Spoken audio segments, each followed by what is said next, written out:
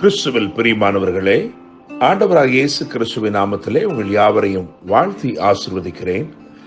இந்த நாளுக்கென்று தேவன் நமக்கு அருளியிருக்கிற ஜீவ வார்த்தை சங்கீதங்களின் புஸ்தகம் 119 சங்கீதம் 49 மற்றும் 50 ஆகிய வசனங்களில் இருக்கிறது. நீர் என்னை நம்ப பண்ணின வசனத்தை உமது அடியனுக்காக நினைத்தருளும், அதுவே என் சிறுமையில் எனக்கு ஆறுதல். உம்முடைய வாக்கு என்னை உயிர்ப்பித்தது.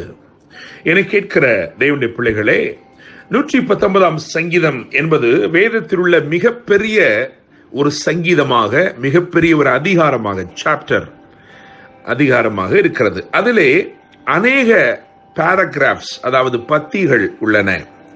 இன்று தேவன் நமக்கு அருளின வார்த்தை சரியாக சாயின் என்னும் 7ஆம் பத்தியில் அமைந்திருக்கிறது. எனவே நான் நம்புகிறேன், விசுவாசிக்கிறேன், இந்த நாளிலே தேவன் உங்கள் வாழ்க்கையிலே ஒரு பெரிய காரியத்தை செய்ய போகிறார். அது மாத்திரமல்ல, பூரணப்படுத்த வேண்டும் என்றிருக்கிற காரியங்கள் எதுவாக இருந்தாலும் இன்று அவருடைய தொடுதல் அவைகளை பூரணப்படுத்த போகிறது. தேவனுடைய பிள்ளைகளே, நீங்கள் துவங்கியும் முடிக்க முடியாமல் தவிக்கும் காரியங்கள் எதுவாக இருந்தாலும் இன்றைக்கு அவர் அவைகளை முடித்து தரப்போகிறார். தேவனுடைய பிள்ளைகளே, நீர் என்னை நம்ப பண்ணின வசனத்தை உமது அடியனுக்காக நினைத்தருளும், அதுவே என் சிறுமையில் எனக்கு ஆறுதல். உம்முடைய வாக்கு என்னை உயிர்ப்பித்தது. இன்னைக்கு 2 காரியங்களை கர்த்தர் நம்முடைய வாழ்க்கையிலே செய்ய போகிறார். முதலாவது, அவர் நம்மை உயிர்ப்பிக்க வேண்டிய நிலைகளிலே உயிர்ப்பிக்க போகிறார். இரண்டாவதாக, நம்முடைய சிறுமையை அவர் மாற்றப் போகிறார்.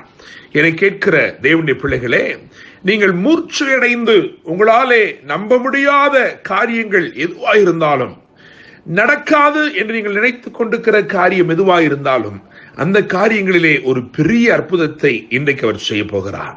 உங்களுக்கு முன்பதாக மலை போல காணப்படுகிற காரியங்கள் எதுவாயிருந்தாலும் அதை பனி போல அவர் மாற்றப் போகிறார்.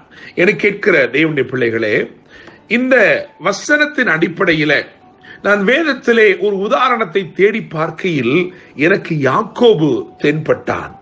ஏனென்றால் யாக்கோபை குறித்து ஆதியாகமம் 45 அதிகாரம் 27 வசனத்தை வாசிக்கும் பொழுது யாக்கோபின் ஆவி உயிர்த்தது என்று எழுதியிருக்கிறது. மாத்திரமல்ல, அவனுடைய வாழ்க்கையிலே கர்த்தர் அவனை நம்பப்படின ஒரு வசனம். ஆதியாகமம் 37 அதிகாரம் 11 வசனத்தை பார்க்கும் பொழுது அங்கே யோசேப்பு, இளைஞனாகிய யோசேப்பு, 17 வயது நிரம்பின யோசேப்பு ஒரு கூடாரத்திலே தன் தகப்பனோடு படுத்திருக்கிறான். அங்கே எல்லா பிள்ளைகளும் எழும்புகிறார்கள். ஆனால் அவன் மாத்திரம் விசேஷித்தவராய் எழும்பி அவன் சொப்பனங்களை அறிவிக்கிறான். அந்த சொப்பனங்கள் என்ன சத்தியத்தை வெளிப்படுத்துகிறது என்று சொன்னால், ஒரு நாள் வரப்போகிறது, அந்த நாளிலே இந்த உம்முடைய குமாரர்கள் எல்லாரிலும் நான் உயர்த்தப்பட்டிருப்பேன் என்று சொல்லி அந்த ஒரு வார்த்தை, அந்த சொப்பனத்தின் ஊடாக வெளிப்பட்ட தேவ சித்தம், இதை வேதம் சொல்லுகிறது. ஆதியாகமம் 37:11 யாக்கோபு தன் இருதயத்திலே வைத்துக் கொண்டான். ஆனால் சில நாட்களுக்கு பிறகு அவனிடத்திலே ஒரு பலவர்ண அங்கியை, இரத்தம் தோய்ந்த அங்கியை வந்து கொடுக்கிறார்கள். கொடுத்து, இது நாங்கள் இதை கண்டெடுத்தோம் காட்டிலே, இது உம்முடைய குமாரனுடையதோ அல்லவோ என்று பாரும் என்று சொன்னவுடனே தன் கைகளினாலேயே தைத்து கொடுத்த அந்த அங்கியை பார்த்தவுடனே அவன் கதறி அழுதான். அவனுக்கு கர்த்தர் அவன் இருதயத்திலே அவரை நம்ப பண்ணி வைத்திருந்த வசனம் அவனுக்கு நினைவுக்கு வரவில்லை. அவன் கதறினான், அழுதான், புலம்பினான். ஐயோ, ஒரு துஷ்ட மிருகம் என்னுடைய மகனை பட்சித்து போட்டதே என்று சொல்லி கதறினான். ஆனால் பல ஆண்டுகளுக்கு பிறகு அவனுக்கு ஒரு நற்செய்தி அறிவிக்கப்படுகிறது. அவன் நினைத்து பார்க்க முடியாத ஒரு நற்செய்தி அவனுக்கு நேராய் வருகிறது. அவர்கள் சொல்லுகிறார்கள், உமது குமாரன் உயிரோடு இருக்கிறான் என்று சொல்லி. எந்த குமாரன் எல்லாம் போய்விட்டது, இழந்து போனேன் என்று நினைத்தானோ, எந்த குமாரன் இல்லவே இல்லை என்று நினைத்தானோ, அவன் இப்பொழுது எகிப்து தேசத்துக்கெல்லாம் அதிபதியாய் இருக்கிறான் என்று அறிவிக்கப்படுகிறது. அவனால் நம்ப முடியாத ஒரு நற்செய்தி.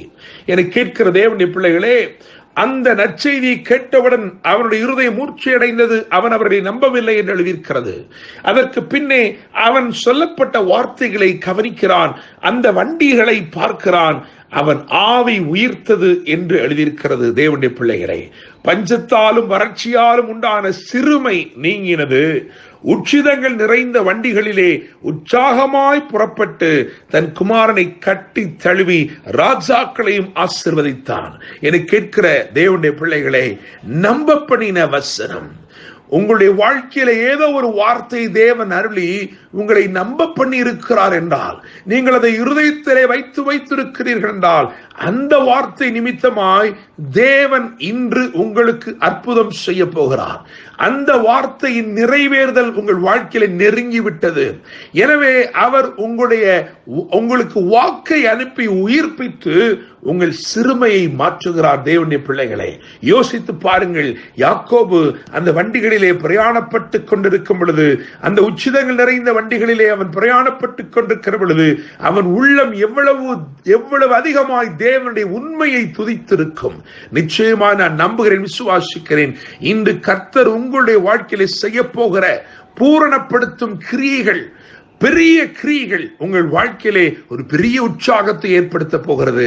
இன்றைக்கு அவர் உங்கள் ஆவியை உயிர்ப்பித்து உங்கள் சிறுமையை மாற்றுகிறார். கர்த்தர் தாமே இந்த வார்த்தைகள் மூலமாய் என்றும் உங்களை ஆசீர்வதிப்பாராக என்று அன்போடு pastor Daniel Moses. God bless you.